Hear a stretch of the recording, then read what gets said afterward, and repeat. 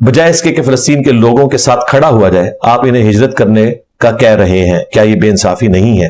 نہیں، بے انصافی نہیں ہے. میں تو فلسطینیوں کے ساتھ کھڑا ہوں. وہ ہجرت کر کے بارڈر پہ آ گئے ہیں کہ ہمیں یہ مارتے ہیں، ہم نے وہاں نہیں رہنا. میں تو فلسطینیوں کے ساتھ کھڑا ہوں.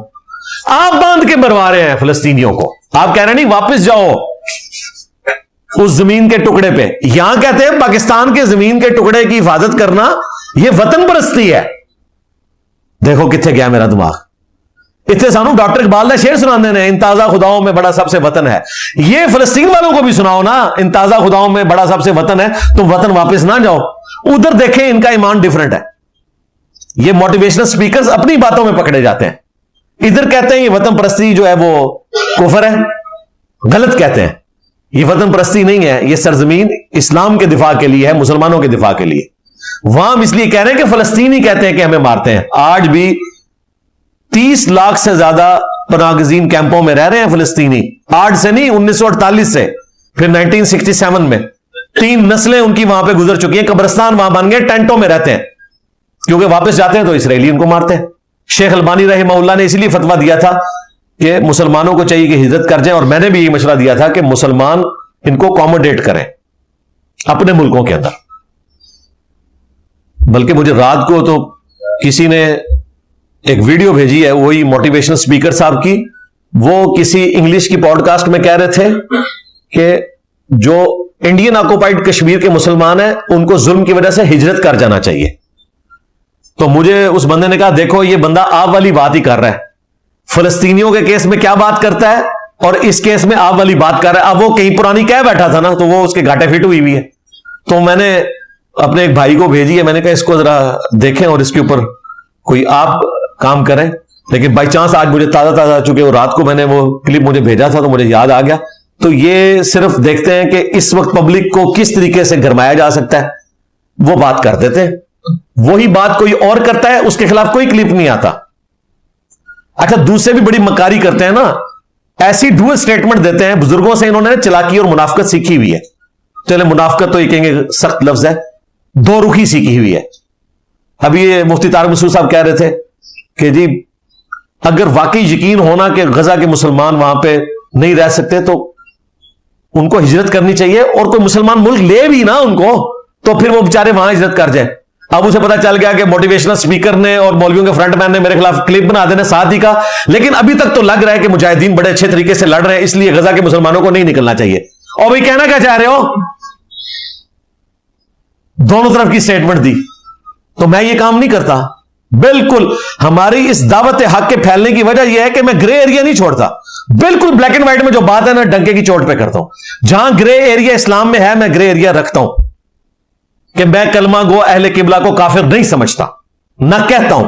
اگرچہ میں ان کے عقیدوں کو کفریہ کہتا ہوں، شرکیہ کہتا ہوں، میں انہیں کافر نہیں سمجھتا، کیونکہ ہم نے خلفائے راشدین سے یہی سیکھا ہے کہ جو اہل قبلہ اہل کلمہ ہے، ختم نبوت کا ماننے والا، قرآن کا ماننے والا، اللہ رسول کا ماننے والا، آپ صرف اس کی غلطی ہائی لائٹ کریں گے. جس طرح خوارج صحابہ کو کافر کہتے تھے، صحابہ نے ان کو کافر نہیں کہا.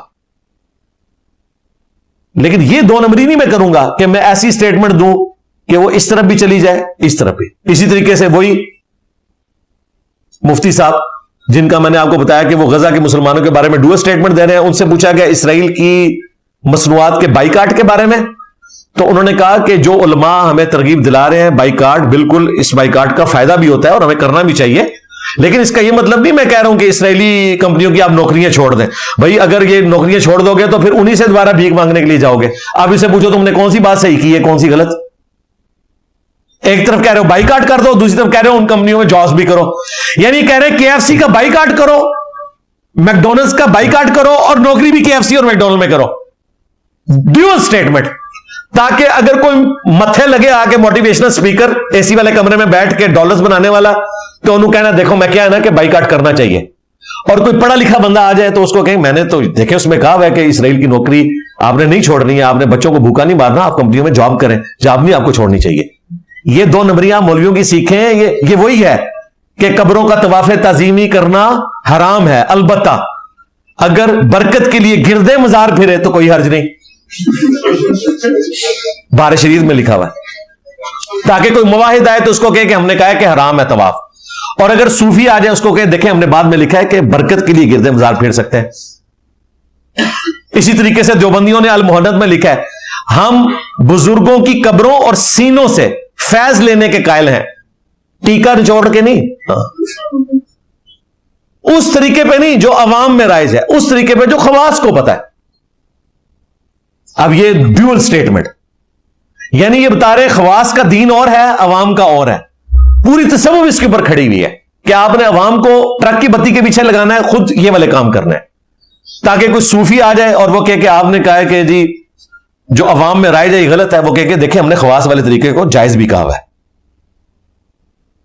اور اگر کوئی دوسری پارٹی والا بندہ آ جائے موائد ٹائپ کا, تو وہ کہیں گے دیکھیں ہم نے لکھا ہوا ہے کہ جو عوام میں رائج ہے ہم اس کو بالکل درست نہیں سمجھتے. Dual statement.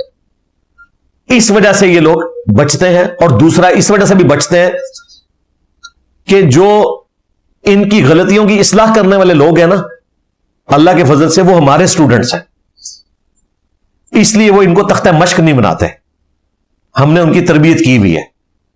البتہ ایک چیز کی میں نے اجازت دی ہے کہ آپ نے ان کی میم ضرور بنانی ہے, آپ نے دکھانا ہے کہ یہ بات کرتے تھے اور اس کو اس طرح ٹویسٹ کرتے تھے, اصل بات یہ تھی. وہ میں نے اجازت دی ہے, اور اس میں ان کی بات کو کانٹ چھانٹ کے پیش نہ کیا جائے, جو ان کا عقیدہ ہے وہ آپ پیش کریں, اور وہ آپ دیکھ رہے ہیں کس طریقے سے ان کی میمز بنتی ہیں, کیونکہ ان کو ہماری شریفانہ زبان سمجھ نہیں آتی ہے, ان کو عوامی وہ لینگویج سمجھ آتی ہے جس کے ذریعے ہم ان کو بات سمجھا سکتے ہیں. ہمارے اسٹوڈنٹ پھر کلپ ان کے پورے کانٹیکسٹ کے ساتھ اٹھاتے ہیں اور اس کو فٹ ان کر کے اس کی پوری میم بناتے ہیں اور کہتے ہیں جناب یہ ہو رہا ہے.